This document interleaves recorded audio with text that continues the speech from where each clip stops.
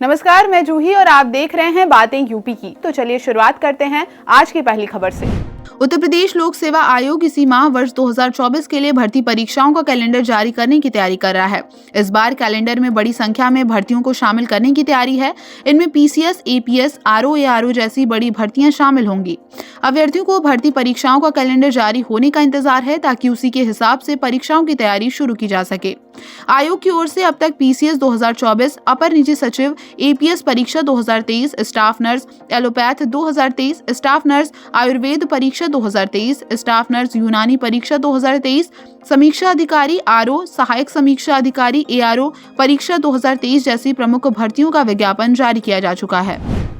Lucknow metro जल्द IIM और PGI तक दौड़ेगी। लखनऊ मेट्रो के दूसरे फेज में चारबाग से आईआईएम तक ब्लू लाइन मेट्रो चलाने की तैयारी है। तीसरे फेज में चारबाग से पीजीआई तक ग्रीन लाइन मेट्रो चलेगी। ये दोनों फेज पीपीपी मॉडल पर विकसित करने की योजना है।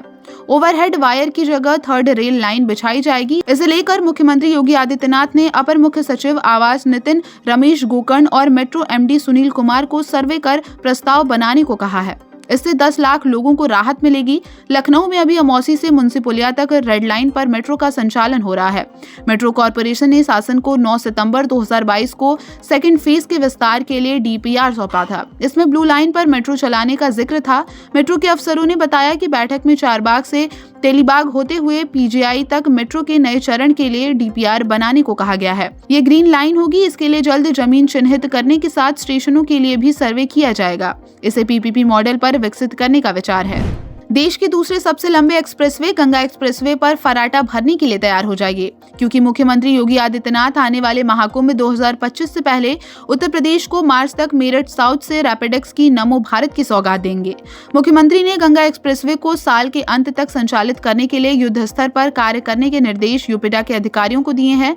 यूपी के 12 जिलों को हाई स्पीड ट्रैफिक से जोड़ने वाले गंगा एक्सप्रेसवे की लंबाई 594 किलोमीटर है, जो मुंबई नागपुर एक्सप्रेसवे के बाद देश का दूसरा सबसे लंबा एक्सप्रेसवे होगा। प्रदेश को पूरब से पश्चिम तक जोड़ते हुए ये एक्सप्रेसवे 12 जिलों के 518 गांवों से होकर गुजरेगा। इसके बाद मेरठ से हापुड़, बुलंदशहर, अमरोहा, संभल, बदायूं, शाहजहांपुर, हरदोई, उन्नाव, रायबरेली और प्रतापगढ़ होते हुए प्रयागराज तक की दूरी को महज कुछ घंटों में ही तय किया जा सकेगा। मुख्यमंत्री योगी आदित्यनाथ ने मंगलवार को एक उच्च स्तरीय बैठक में कहा कि वर्ष 2017 में सरकार बनने के बाद सरयू जी की आरती की परंपरा प्रारंभ कराई गई। इसे और व्यवस्थित और आकर्षक बनाने की आवश्यकता है। अर्चकों का प्रशिक्षण भी कराया जाना चाहिए। अयोध्या का एक डिजिटल टूरिस्ट ऐप विकसित करें। उसमें अयोध्या की सभी आधारभूत सुविधाएं एवं प्रमुख स्थलों की जानकारी वॉक थ्रू से उपलब्ध हो। मुख्यमंत्री ने कहा कि जन सहयोग से अयोध्या नगरी सुरक्षा, सुविधा और स्वच्छता का मानक होगी। मुख्यमंत्री ने निर्देश दिए कि मकर संक्रांति से पहले के सभी आध्यात्मिक स्थलों व मंदिरों में भजन कीर्तन आदि के आयोजन कराए जाएं। मंदिरों में दीप प्रज्वलन, दीपदान के साथ साथ राम कथा, प्रवचन, अनवरत रामायण, रामचरितमानस का पाठ, सुंदरकांड के कार्यक्रमों का भी आयोजन हो। वहीं मुख्यमंत्री ने निर्देश दिए कि श्रद्धालुओं, पर्यटकों को अयोध्या आगमन के प्रयागराज, गोरखपुर, वाराणसी, लखनऊ से वॉल्वो बस और हेलीकॉप्टर सेवा से जोड़ने के लिए तैयारी करें। उत्तर प्रदेश में बच्चों की स्कूटी कार चलाने पर रोक लगा दी गई है। 18 से कम उम्र के बच्चे स्कूटी कार अब नहीं चला सकेंगे। यदि अभिभावकों ने बच्चों को स्कूटी कार दी तो उन्हें 3 साल की सजा होगी और 25,000 रुपए का जुर्माना भी लगेगा। प्रदेश के माध्यमिक शिक्षा विभाग के निर्देशक की ओर से सभी 75 जनपदों के जिला विद्यालय निरीक्षकों को पत्र लिखकर इसे नियम की जानकारी दी गई। शिक्षा निर्देशक की तरफ से जारी किए गए पत्र में लिखा है कि सड़कों पर 18 साल के कम आयु के स्कूटी सवार बच्चों की संख्या लगातार बढ़ रही है। केजीएमयू व लोहिया संस्थान के जानकारों की रिपोर्ट में ये बात सामने आई है कि सड़क दुर्घटना में मारे जाने वालों में 40% संख्या 18 साल के सम आयु वाले बच्चों की है। इन होने वाली दुर्घटनाओं को रोकने के लिए सरकार ने अब 18 साल से कम आयु के बच्चों के स्कूटी चलाने पर रोक लगा दी है। संपूर्णानंद संस्कृत विश्वविद्यालय से देश भर में 651 विद्यालय संचालित होते हैं। इसको देखते हुए परीक्षा के लिए 300 से लेकर 250 केंद्र इस बार बनने की संभावना है। विश्वविद्यालय की परीक्षा विभाग की ओर से केंद्रों की सूची तैयार कराई जा रही है। इस माह के अंत तक सूची फाइनल हो जाएगी। विश्वविद्यालय के साथ ही उससे संबद्ध महाविद्यालय के आचार्य प्रथम सेमेस्टर 2023 और 25, द्वितीय सेमेस्टर 2022 और 24 और शास्त्री प्रथम सेमेस्टर 2023 और 26 की परीक्षा एक साथ होगी। संस्थागत व विश्वविद्यालय की परीक्षा में शामिल होने वाले व्यक्तिगत परीक्षार्थियों के अलावा आचार्य प्रथम, तृतीय सेमेस्टर के बैक, श्रेणी सुधार परीक्षार्थियों और भूतपूर्व छात्रों की परीक्षा फॉर्म भरने की तिथि भी जारी की जा चुकी है। नवाचार में अपना उल्लेखनीय प्रदर्शन दिखाते हुए भारतीय प्रौद्योगिकी संस्थान कानपुर IIT ने 2023 में कुल 122 इंटेलेक्चुअल प्रॉपर्टी राइट्स दाखिल करके नया कीर्तिमान हासिल किया है। इसके साथ ही उद्योग भागीदारों के लिए लगभग 14% की असाधारण लाइसेंसिंग दर हासिल की है। अपने इतिहास में सबसे अधिक IPR हासिल करने का ये लगातार तीसरा वर्ष है, जिससे अब तक कुल उपलब्धि 1039 IPR की हो गई है। दायर किए गए 122 IPR में 108 पेटेंट, 4 डिजाइन पंजीकरण, 3 कॉपीराइट और 1 ट्रेडमार्क आवेदन के साथ साथ 4 USA और 2 चाइना पेटेंट शामिल हैं। इस वर्ष 15 प्रौद्योगिकियों के लाइसेंस के साथ 167 IPR भी प्रदान किए गए हैं। मेडटेक और नैनो टेक्नोलॉजी जैसे विभिन्न डोमेन के आविष्कारों के पेटेंट में पोर्टेबल मेडिकल सक्शन डिवाइस और निरंतर फेफड़ों के स्वास्थ्य निगरानी प्रणाली जैसे अभिनव स्वास्थ्य देखभाल समाधान शामिल हैं।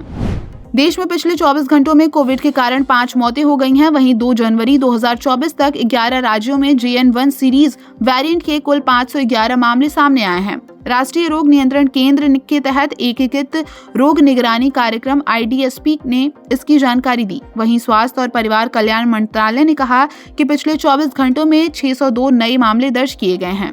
इसी के साथ एक्टिव केसों की संख्या में कमी आई है। पहले एक्टिव केस लोड 4440 था, जिसमें मंगलवार से 125 की कमी देखी गई। पिछले 24 घंटों में 722 लोग ठीक हुए हैं।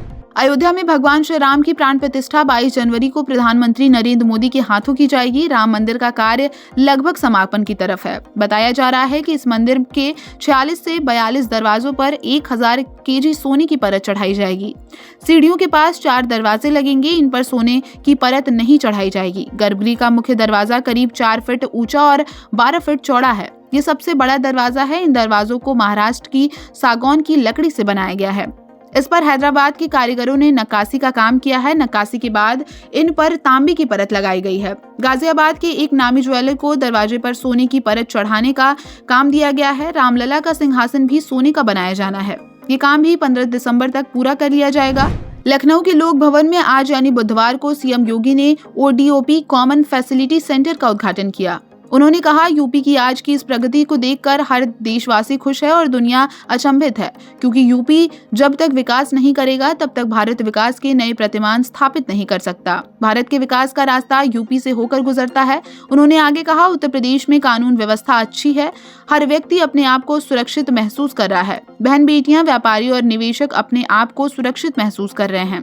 इस दौरान CM योगी ने 51,000 करोड़ के लोन का वितरण किया। मुख्यमंत्री योगी आदित्यनाथ ने प्रदेश के सभी 75 जिलों में लगाए गए ऋण मेले में प्रधानमंत्री रोजगार सृजन कार्यक्रम, प्रधानमंत्री मुद्रा योजना, मुख्यमंत्री युवा स्वरोजगार योजना और एक जनपद एक उत्पाद वित्त पोषण योजना के तहत लाखों उद्यमियों कारीगरों को 51,000 करोड़ रुपए का ऋण वितरित किया।